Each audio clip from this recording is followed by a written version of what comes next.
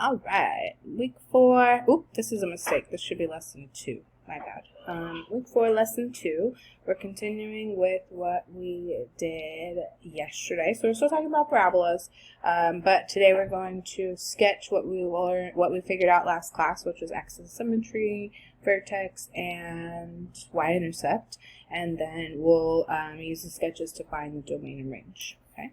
So far, like I said, vertex. We know that's either going to be the maximum or the minimum. It's kind of that point where your parabola makes a U-turn. Okay. Axis of symmetry is the vertical line that goes right through, vertical line that goes right through the middle of that parabola and is where the parabola can reflect on itself. And we use axis symmetry to help us as like a stepping stone to finding the vertex. Y-intercept. Plug in 0. Plug in x equals 0.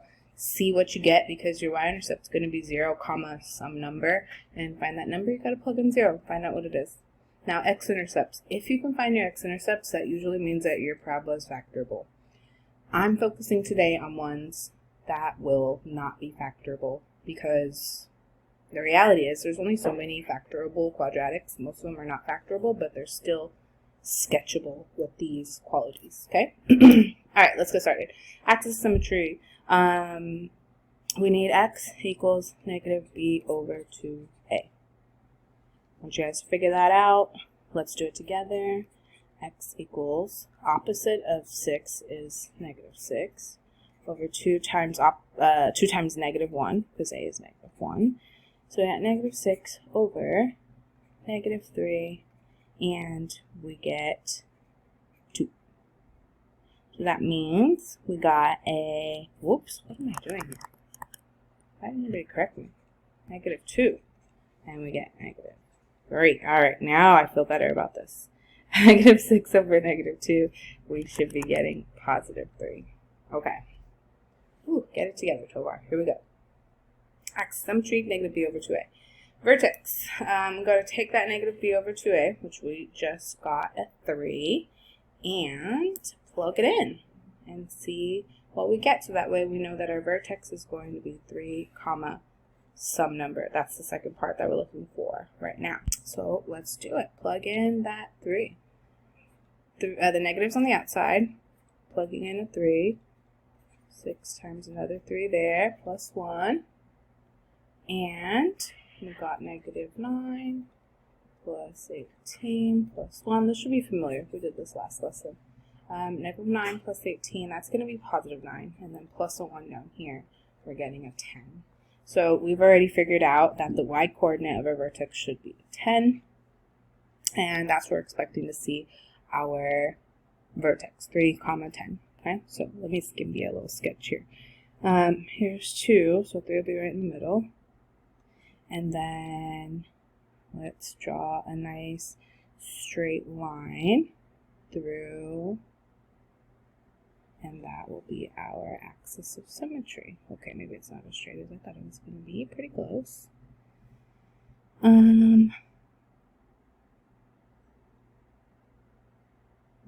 make it a little bit. All right. So that's what we got so far. Y-intercept. So we need to figure out where this thing's going to cross the y-axis. Let's plug in. We know it's going to be 0, comma, something. Let's plug in 0. 0 squared. 6 times 0. 1. Gone. I got a 1. So I can expect to cross here. Okay. And then we can also take these. And these will also be part of our sketch down here as well. Okay? But anyways, here it is, generated by Desmos, nice and pretty, so I don't have to sketch it. Let's talk about domain. Domain is all of the possible x values for your function. So what we're looking for is what x coordinates can I plug in to here? Are there any limitations on what I can and cannot plug in? No, I could plug in any positive number, any negative number, and I will have an output that corresponds with it. So the cool thing about parabolas is that the domain is the easy part.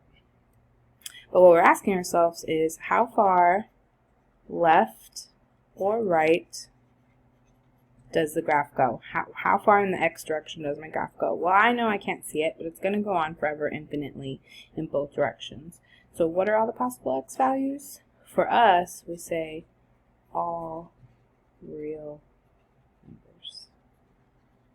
Another way you could write that is all, and then I think you guys could remember that fancy R. That fancy R means real numbers. Or if we use interval notation, Interval notation says we're going from negative infinity all the way from the left to positive infinity all the way to the right. Now, domain is the good part because it's always the same for parabolas. What are the x values? All of them.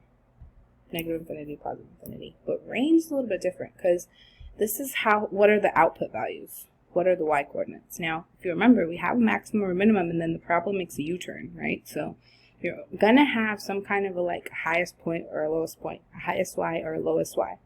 How far up and down does the graph go? And if we're talking about how far up and down does the graph go, we're specifically talking about what are the possible y values, okay? And that means if you're either going to have two cases, your parabola is going to open down, like we have here in this example, or your parabola might open up, okay? So in this case, we have maximum because ours opens down. Now that means that all my x values are coming all the way from over here, from negative, and then they'll go back down. Sorry, not my x values, y values. They'll go back down as well. So that means that I'm going from negative infinity up until I reach my maximum, and that's it. So that means all my y values have to be less than or equal to my maximum. Okay? On the other hand, if my parabola opens up, I have a minimum. That means all my y values would be coming all the way from up here, infinity, they go to that lowest point, and then they go shoot back up to positive infinity again. If that's the case, then we're going, the lowest value here would be the minimum, and then you would go up to positive infinity forever and ever, and that would mean that my y's have to be greater than or equal to my minimum. Alright, that's what we have so far. Domain, how far does the graph go left and right? Range, how far does the graph go up and down? Let's do that example that we did yesterday. Yesterday I gave you guys x squared plus 4x minus 3. We asked ourselves if it opens up or down. We decided that it opened up because we had a coefficient of positive 1. If it opens up, we told ourselves it must have a minimum because it's going to have that positive U shape. Alright, we said that the axis of symmetry was going to be x equals negative b, which would be negative 4, over 2 times a, which for us is 1, negative 4, over 2, we get negative 2, and that's where our axis of symmetry is. Alright, so let's try that in. Negative 1, negative 2. Here is where it lives. Oops, I'm trying to get it there though, 90 degrees. Alright, let's find that vertex. Plug in negative 2. Well, that's a 4. This right here is an 8. 4, oops, I accidentally made it a plus.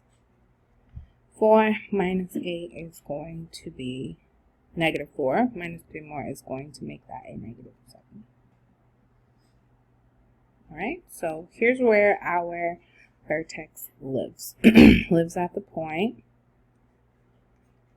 oops, not positive 2, negative 2.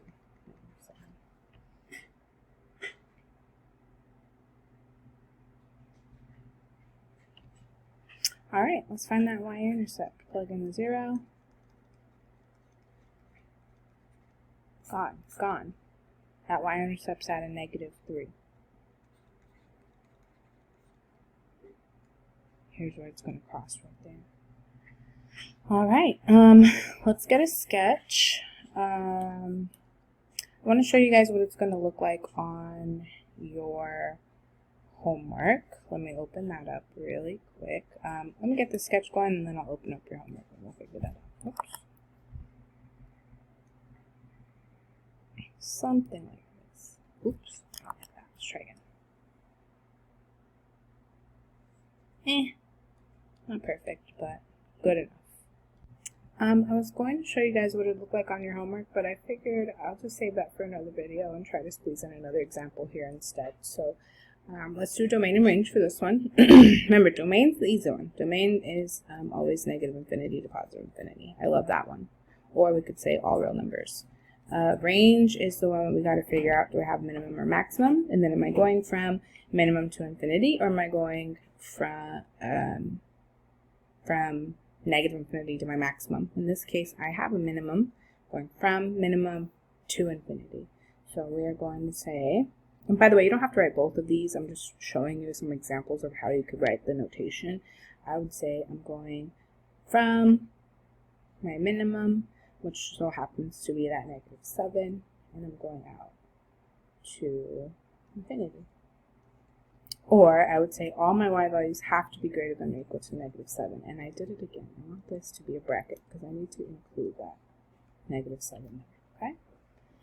Alright, let's try another example. One more, and then we'll be done. Here's what I got for you. I got a -x² plus 8x minus 4. Well, if I have a negative coefficient there, opening down, means I have a maximum this time. Let's find AOS.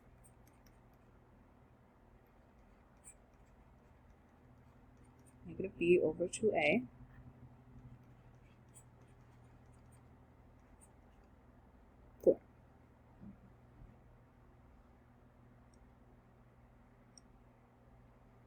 Positive 4. So here we go. Axis of symmetry. Alright, well, let's figure out where the vertex lives. So somewhere on that line, let's be more specific.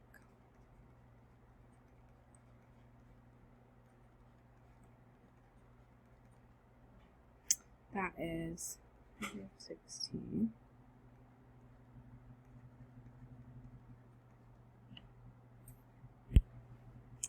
And we are going to get, well, no, -16 plus 32 is going to be 16 minus 4. So I'm getting a 12. So that parabola is going to live at 412. And wouldn't you know it, I did not make my graph high enough. Oh, that's annoying. Okay. Let's just say it's up here. Pretend that's 12, okay? Let's find the y-intercept. Well, kind of got used to that pattern of like those front terms just kind of cancel out, and we're just left with whatever that c term is. So, I mean, I kind of like that. Let me use that to my advantage.